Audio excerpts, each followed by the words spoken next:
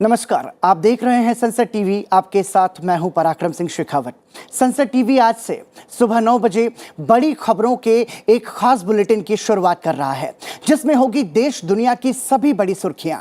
देंगे आपको बिजनेस और खेल जगत की जानकारी। करिए अपने दिन की शुरुआत टॉप न्यूज के साथ। बड़ी और अहम खबरों से रखिए खुद को अपडेट। देखिए टॉप न्यूज। सबसे पहले नजर टॉप न्यूज हेडलाइंस पर। नोएडा में ट्विन टावर के जमींदोज होने पर लोगों ने ली राहत की सांस। आसपास की सोसाइटियों में अपने अपने घरों को लौटे लोग। मलबे का ढेर हटाना बड़ी चुनौती। देश को अगले 25 साल में ऊर्जा क्षेत्र में आत्मनिर्भर बनाने का लक्ष्य। गांधीनगर में सुजुकी मोटर कॉर्पोरेशन के समारोह में प्रधानमंत्री का संबोधन। सुजुकी के नए संयंत्रों की रखी आधारशिला। आईपीसी सीआरपीसी अधिनियम में बदलाव करेगी सरकार। गांधीनगर में राष्ट्रीय फोरेंसिक विज्ञान विश्वविद्यालय के दीक्षांत समारोह में बोले गृह मंत्री। 6 साल से अधिक की सजा वाले अपराधों के लिए फोरेंसिक जांच को अनिवार्य बनाने की योजना। भारतीय टीम का एशिया कप में जीत से आगाज। पाकिस्तान को दी 5 विकेट से करारी मात। प्रधानमंत्री ने दी जीत की बधाई। राष्ट्रीय खेल दिवस आज। नासा का सबसे शक्तिशाली रॉकेट लॉन्च के लिए तैयार। आज भरेगा अंतरिक्ष के लिए उड़ान। 50 साल के लंबे अंतराल के बाद इंसानों को चांद पर भेजने की तैयारी। अब एक नजर उन खबरों पर जो आज सुर्खियों में रहेंगी। संयुक्त राष्ट्र महासभा के अध्यक्ष और मालदीव के विदेश मंत्री अब्दुल्ला शाहिद ने उपराष्ट्रपति जगदीप धनखड़ से की मुलाकात। इस यात्रा से मालदीव के साथ भारत के घनिष्ठ और बहुआयामी संबंध और मजबूत होंगे। दिल्ली विधानसभा के विशेष सत्र में आज मुख्यमंत्री अरविंद केजरीवाल की तरफ से प्रस्तावित विश्वास मत सदन में पेश किया जाएगा। जेडीयू की राष्ट्रीय कार्यकारिणी की बैठक आज पटना में होने जा रही है। इसमें पार्टी के वरिष्ठ नेता, सांसद, विधायक और मंत्रीगण शामिल होंगे। सुप्रीम कोर्ट में कर्नाटक में शैक्षणिक संस्थानों में हिजाब पहनने पर प्रतिबंध को चुनौती देने वाली याचिकाओं पर आज सुनवाई होगी। पीठ हिजाब प्रतिबंध को चुनौती देने वाली 23 याचिकाओं पर सुनवाई करेगी। दिल्ली हाईकोर्ट के परिवहन मंत्री कैलाश गहलोत की उस याचिका पर आज सुनवाई करेगा, जिसमें मुख्यमंत्री और दूसरे मंत्रियों की विदेश यात्रा के लिए केंद्र सरकार से राजनीतिक मंजूरी लेने से संबंधित प्रावधान को चुनौती दी गई है। आरबीआई आज राज्य सरकार के कुल 14,000 करोड़ रुपए की प्रतिभूतियों की नीलामी करेगा। आंध्र प्रदेश, बिहार, हरियाणा, केरल, पंजाब और तमिलनाडु जैसे राज्य इस नीलामी के माध्यम से स्टॉक की पेशकश करेंगे। गुलाम नबी आजाद के बाद कांग्रेस से इस्तीफा देने वाले सैकड़ों नेताओं और कार्यकर्ताओं ने जम्मू कश्मीर के पूर्व मंत्री जीएम सरूरी के नेतृत्व में बैठक की। उत्तराखंड में उधम सिंह नगर जिले में सड़क हादसे में 6 लोगों की मौत हो गई। दुर्घटना में 34 लोग घायल हुए हैं। घायलों का जिला अस्पताल में इलाज जारी है। जम्मू कश्मीर के आरएसपुरा के अरनिया सेक्टर से लगती अंतर्राष्ट्रीय सीमा के निकट सीमा सुरक्षा बल ने एक पाक नागरिक को गिरफ्तार किया है। घुसपैठिए की पहचान सियोलकोट निवासी मोहम्मद शाबाद के तौर पर हुई है। जम्मू कश्मीर प्रशासन ने वित्त लेखा सहायकों और कनिष्ठ अभियंताओं की नियुक्तियां रद्द कर दी हैं। चयन प्रक्रिया की केंद्रीय अन्वेषण ब्यूरो से जांच के आदेश दिए हैं। और अब खबरें विस्तार से।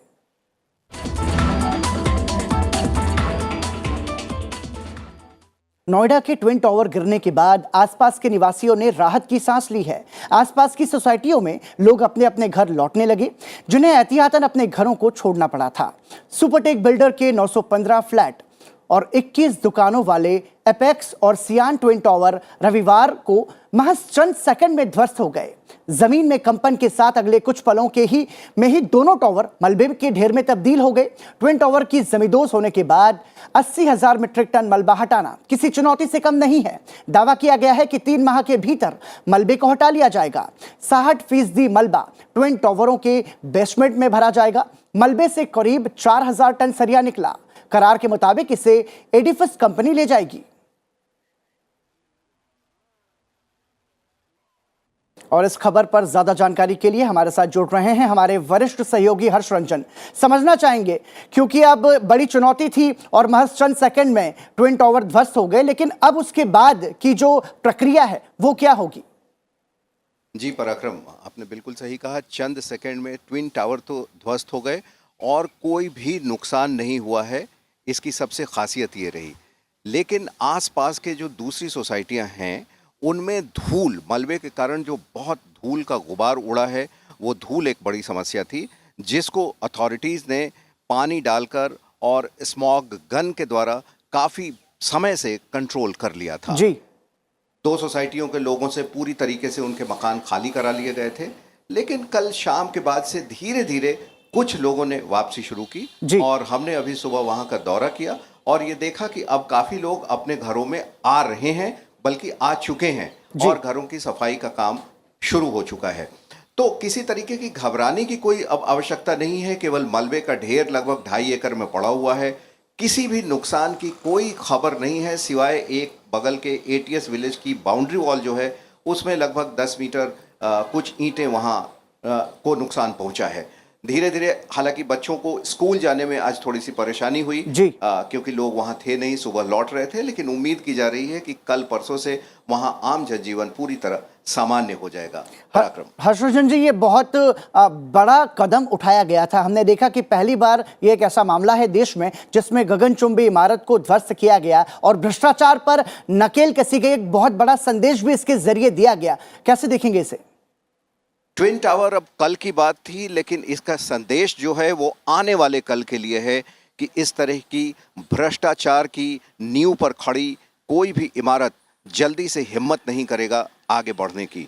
ये एक बहुत बड़ा संदेश न सिर्फ कोर्ट, इलाहाबाद हाई कोर्ट और बाद में सुप्रीम कोर्ट ने उसे सही ठहराया, बल्कि बाद में नोएडा अथॉरिटी के लोगों ने भी इसमें सहयोग किया और एक ज़बरदस्त स्ट्रिक्ट संदेश देने की कोशिश की है कि भ्रष्टाचार पर लगाम लगाओ, ये अब नहीं चलेगा। एक आखिरी सवाल है हर्षवर्धन जी, जो दोषी हैं उन पर कार्रवाई की क्या प्रक्रिया होगी, इसको लेकर कोई जानकारी?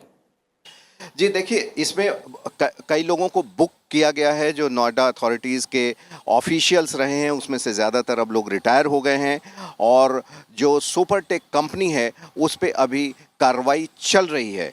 अभी जुर्म इस तरीके से साबित नहीं हुआ है, किसी को कन्विक्ट नहीं किया गया है, लेकिन ये चीज़ें चल रही हैं कि पहली तो 500 करोड़ रुपए का नुकसान हुआ है सुपरटेक को और इसे गिराने से लेकर और जिन लोगों ने वहां खरीदा था इन सब की भरपाई सुपरटेक कंपनी करेगी। ठीक, बहुत बहुत धन्यवाद। साथ बहुत बहुत धन्यवाद इस जानकारी के लिए। अब बढ़ते हैं अगली खबर की ओर। देश ने अगले 25 वर्षों में ऊर्जा क्षेत्र में आत्मनिर्भर बनने का लक्ष्य रखा है, जिसे हासिल करने में मौन क्रांति की अगुवाई कर रहे बिजली चालित वाहनों की अहम भूमिका है। देश में सुजुकी कंपनी के 40 साल पूरे होने के मौके पर गांधीनगर में आयोजित एक कार्यक्रम को संबोधित करते हुए प्रधानमंत्री नरेंद्र मोदी ने यह बात कही। इस मौके पर प्रधानमंत्री ने वीडियो कॉन्फ्रेंसिंग के जरिए हरियाणा के सोनीपत में मारुति सुजुकी वाहन निर्माण प्लांट और गुजरात के हंसलपुर में सुजुकी ईवी बैटरी प्लांट की आधारशिला रखी। प्रधानमंत्री ने कहा कि मारुति सुजुकी की सफलता भारत जापान की मजबूत साझेदारी का भी प्रतीक है।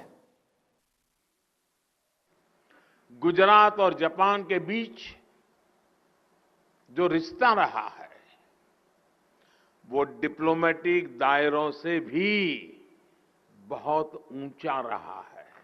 जब 2009 में वाइब्रेंट गुजरात समिट का आयोजन शुरू हुआ था, तभी से जापान इसके साथ एक पार्टनर कंट्री के तौर पर हमेशा जुड़ा रहा है और ये बहुत बड़ी बात है। एक राज्य और दूसरी तरह एक डेवलप कंट्री, ये दोनों का साथ चलना ये अपने आप में बहुत बड़ी बात है।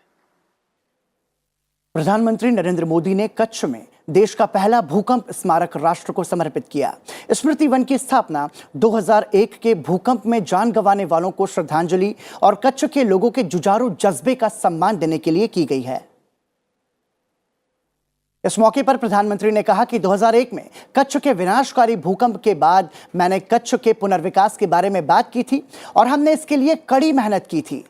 उस चुनौतीपूर्ण समय में हमने कहा था कि हम आपदा को अवसर में बदलेंगे और हमने इसे हासिल किया। कच्छ का विकास सबका प्रयास से सार्थक परिवर्तन एक उत्तम उदाहरण है। कच्छ सिर्फ एक स्थान नहीं है, भूभाग का एक हिस्सा नहीं है, ये कच्छ तो स्पिरिट है, जीती जागती भावना है, जिंदा दिल मनोभाव है। ये वो भावना है जो हमें आजादी के अमृत काल में विराट संकल्पों की सिद्धि का रास्ता दिखाती है। स्मृति वन को भुजियो पहाड़ी के ऊपर 175 एकड़ क्षेत्र में 375 करोड़ रुपए की लागत से विकसित किया गया है। इसमें भूकंप सिमुलेटर समेत कई दीर्घाएं हैं, जिससे इसमें भूकंप के झटकों जैसी अनुभूति होती है। प्रधानमंत्री ने उन 185 बच्चों और 20 शिक्षकों को श्रद्धांजलि देने के लिए अंजार शहर में निर्मित वीर बालक मेमोरियल को वर्चुअली समर्पित किया, जो इस जानलेवा भूकंप के दौरान मलबे में जिंदा दब गए थे। उन्होंने 4000 करोड़ रुपए से अधिक की लागत वाली विभिन्न परियोजनाओं का भी उद्घाटन किया। इनमें भुज के पास मधापार में क्षेत्रीय विज्ञान केंद्र, मांडवी तक नर्मदा शाखा नहर, चंद्रानी में सौर ऊर्जा संचालित डेयरी संयंत्र और गांधीधाम में बाबा साहेब अंबेडकर कन्वेंशन सेंटर शामिल है। उन्होंने 1373 करोड़ रुपए के निवेश से भीमासर अंजर भुज 4 लेन राजमार्ग परियोजनाओं की आधारशिला भी रखी। सरकार 6 साल से अधिक की सजा वाले अपराधों के लिए फोरेंसिक जांच को अनिवार्य बनाने की योजना बना रही है। गृह मंत्री अमित शाह ने गांधीनगर में राष्ट्रीय फोरेंसिक विज्ञान विश्वविद्यालय के प्रथम दीक्षांत समारोह को संबोधित करते हुए ये बात कही। अमित शाह ने कहा कि भारत भविष्य में फोरेंसिक विज्ञान के क्षेत्र में अनुसंधान का केंद्र बनेगा। उन्होंने कहा कि सरकार सदियों पुरानी भारतीय दंड संहिता, आपराधिक दंड प्रक्रिया संहिता और साक्ष्य अधिनियम को संशोधित करके फोरेंसिक जांच को कानूनी बनाने की दिशा में कार्य कर रही है। उन्होंने प्रशिक्षित श्रम शक्ति बढ़ाने, अवसंरचना निर्माण और फोरेंसिक विज्ञान के क्षेत्र में अनुसंधान और विकास को प्रोत्साहन देने पर भी जोर दिया। एक नए कैंपस का भूमि पूजन भी करा दिया, 3 सेंटर ऑफ एक्सीलेंस का उद्घाटन भी करा लिया।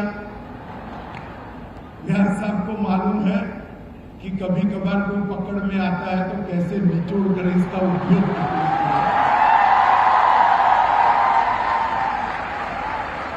मगर मुझे आनंद। रक्षा मंत्री राजनाथ सिंह ने विमान पोत और अंतरिक्ष यानों के 780 उपकरणों और घटकों की तीसरी स्वदेशीकरण सूची को मंजूरी दे दी है। सूची में दर्शाई गई समय सीमा के बाद ही घरेलू उद्योगों से इनकी खरीद की जाएगी। इससे पहले पिछले वर्ष दिसंबर और इस वर्ष मार्च में भी ऐसी 2 सूची जारी की गई थी। इन सूचियों में 2500 वस्तुएं हैं जो पहले से ही स्वदेशी हैं। 458 वस्तुओं को तय समय सीमा के भीतर देश में तैयार किया जाएगा। इन उपकरणों और घटकों के स्वदेशी विकास से अर्थव्यवस्था को मजबूती मिलेगी और सार्वजनिक क्षेत्र के रक्षा उपक्रमों की आयात पर निर्भरता भी कम होगी। झारखंड के मुख्यमंत्री हेमंत सोरेन के पद पर बने रहने को लेकर जारी सस्पेंस के बीच यूपीए विधायकों ने राज्यपाल से पिछले 4 दिनों से राज्य में व्याप्त भ्रम को दूर करने का आग्रह किया है। मुख्यमंत्री आवास पर आयोजित संवाददाता सम्मेलन में चंपई सोरेन ने कहा कि मुख्यमंत्री की विधानसभा की सदस्यता रद्द करने की बात कही जा रही है। यह सिर्फ अटकलें लगाई जा रही हैं, लेकिन उनकी सदस्यता अब तक रद्द नहीं की गई है। साथ ही उन्होंने कहा कि झारखंड में पूर्ण बहुमत के साथ सरकार काम कर रही है। इससे पूर्व मुख्यमंत्री की अध्यक्षता में रविवार शाम महागठबंधन के सभी विधायकों की बैठक हुई। राज्य की 81 सदस्यीय विधानसभा में सत्तारूढ़ गठबंधन के 49 विधायक हैं। लोकसभा अध्यक्ष ओम बिरला सूरीनाम की यात्रा पर हैं। रविवार को उन्होंने सूरीनाम के राष्ट्रपति चंद्रिका प्रसाद संतोखी के साथ बैठक की। भारत और सूरीनाम के बीच घनिष्ठ मैत्रीपूर्ण संबंध हैं। दोनों देशों के बीच व्यापार और आर्थिक संबंधों को बढ़ाने की अपार संभावनाएं हैं। लोकसभा अध्यक्ष ने परिमारिबो में बाबा और माई स्मारक पर भारत से सूरीनाम प्रवास करने वाले पहले भारतीय पुरुष और महिला की प्रतिमा पर श्रद्धांजलि अर्पित की। उन्होंने कहा कि आज भारतीय सूरीनाम में सबसे बड़े जातीय समूह का गठन करते हैं, जो इसके विकास में योगदान दे रहे हैं। और इसी के साथ टॉप न्यूज में फिलहाल रुक रहे हैं एक छोटे से ब्रेक के लिए। ब्रेक के बाद अंतर्राष्ट्रीय जगत की बड़ी खबरें आपको बताएंगे और खेल समाचार भी। आप बने रहिए हमारे साथ।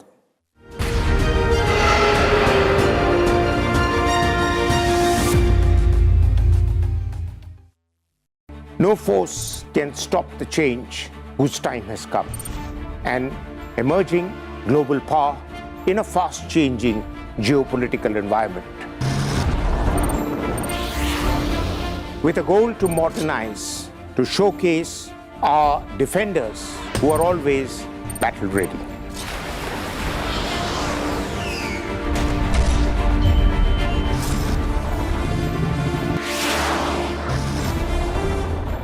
Watch our special presentations featuring India's defense forces and their capabilities in The Defenders, only on Sunset TV.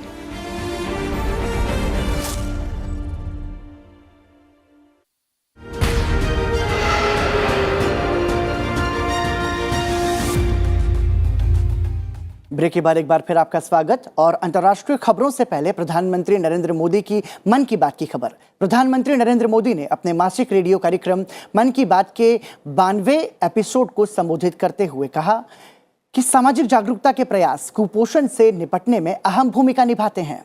उन्होंने सभी कुपोषण से लड़ाई में शामिल होने का आग्रह सभी से किया। प्रधानमंत्री ने हर घर तिरंगा मुहिम को सफल बनाने के लिए देशवासियों की सराहना की। उन्होंने कहा कि अमृत महोत्सव और स्वतंत्रता दिवस के विशेष अवसर पर हमने देश की सामूहिक शक्ति को देखा। प्रधानमंत्री ने पर्वतों की चोटियों, राष्ट्र की सीमाओं और समुद्र के मध्य तिरंगा फहराए जाने पर सैनिकों की सराहना की। मुझे ऐसा शायद ही कोई पत्र मिला हो जिस पर तिरंगा ना हो या तिरंगे और आजादी से जुड़ी बात न हो। बच्चों ने, युवा साथियों ने तो अमृत महोत्सव पर खूब सुंदर सुंदर चित्र और कलाकारी भी बनाकर भेजी है। आजादी के इस महीने में हमारे पूरे देश में हर शहर, हर गांव में अमृत महोत्सव की अमृत धारा बह रही है। और अब नजर डालते हैं अंतर्राष्ट्रीय खबरों पर।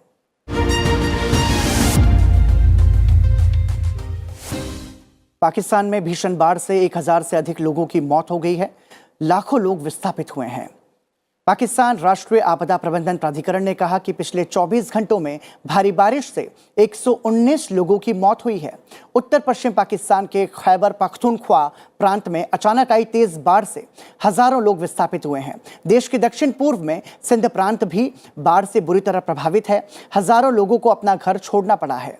प्रधानमंत्री शहबाज शरीफ ने बाढ़ प्रभावित इलाकों का दौरा करने के बाद कहा कि आपदा की भयावहता उम्मीद से कहीं अधिक है।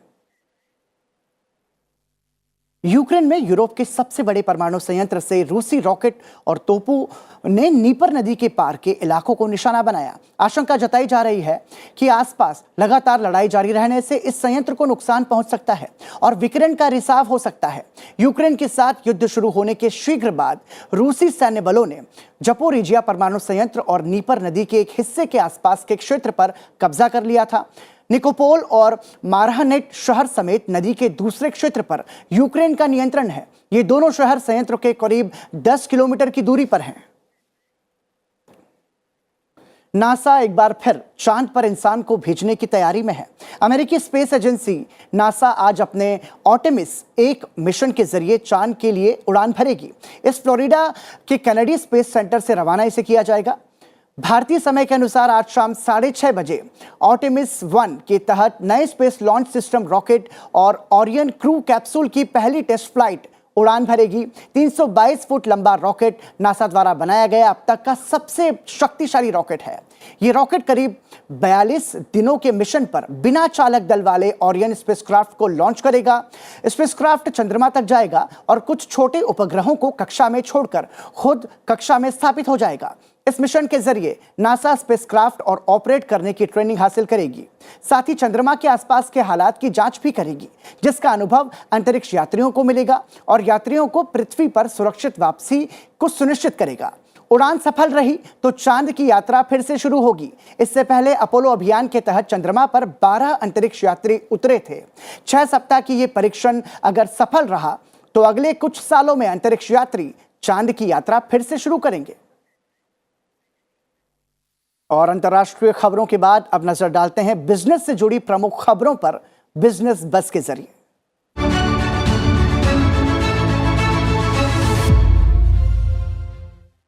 आर्थिक मंदी की आशंका के बावजूद भारतीय बाजार में बढ़ा विदेशी निवेश, ये महत्वपूर्ण खबर है। वैश्विक स्तर पर जारी महंगाई, आर्थिक मंदी की आशंका और कच्चे तेल की बढ़ती कीमतों के बावजूद भारतीय बाजार पर निवेशकों का भरोसा बरकरार है।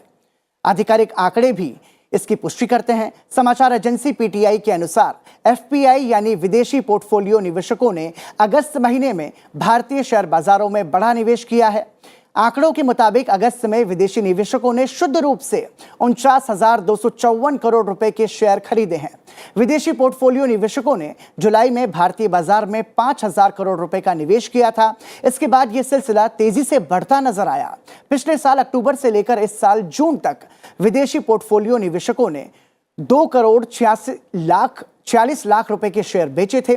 जानकारों का मानना है कि आगामी महीनों में एफपीआई का रुझान काफी हद तक भू राजनीतिक घटनाक्रमों पर निर्भर करेगा। और अब बात खेल जगत से आने वाली बड़ी खबरों की।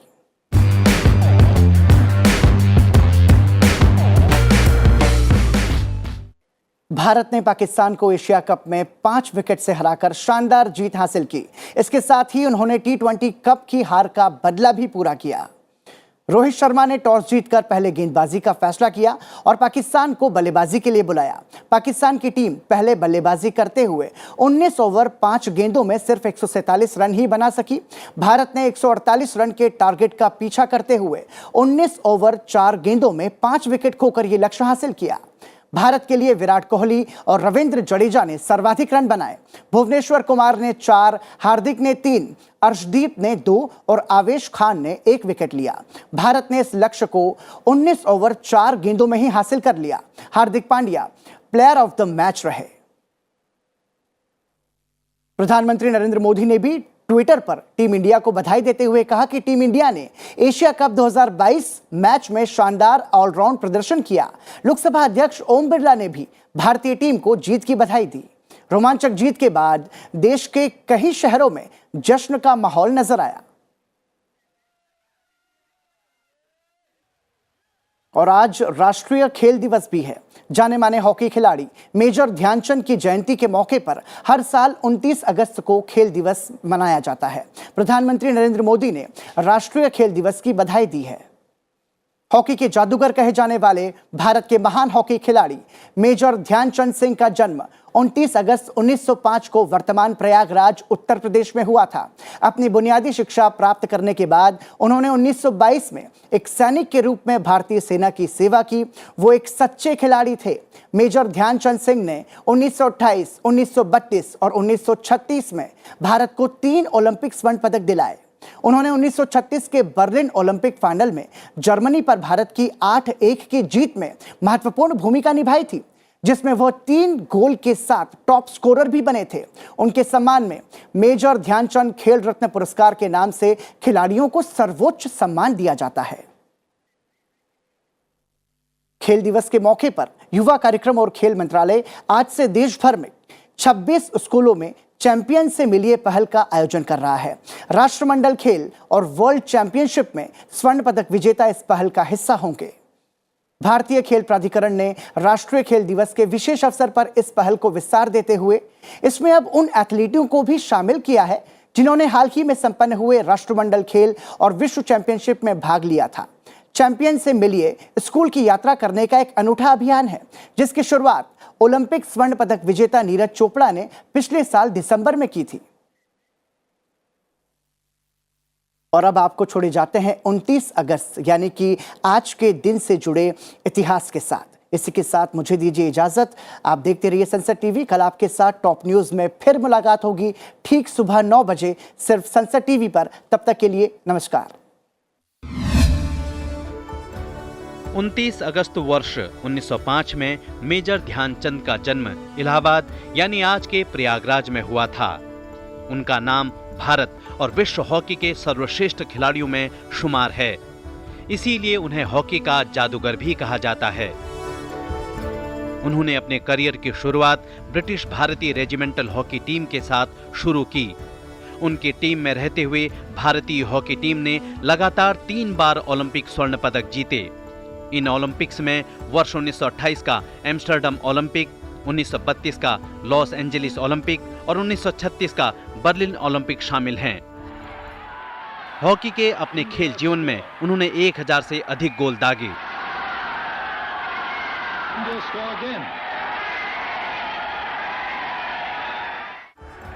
ध्यानचंद ने अपनी करिश्माई हॉकी से जर्मन तानाशाह एडोल्फ हिटलर को ही नहीं बल्कि महान क्रिकेटर डॉन ब्रैडमैन को भी अपना कायल बना दिया था। उनके नाम पर भारत में खेलों में उत्कृष्ट प्रदर्शन के लिए ध्यानचंद खेल रत्न पुरस्कार दिया जाता है।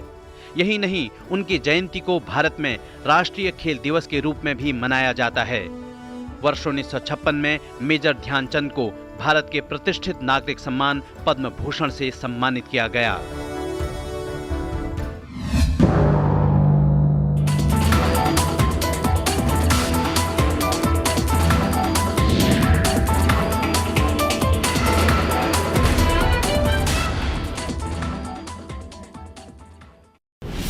The only show of its kind that tries to demystify diplomacy and make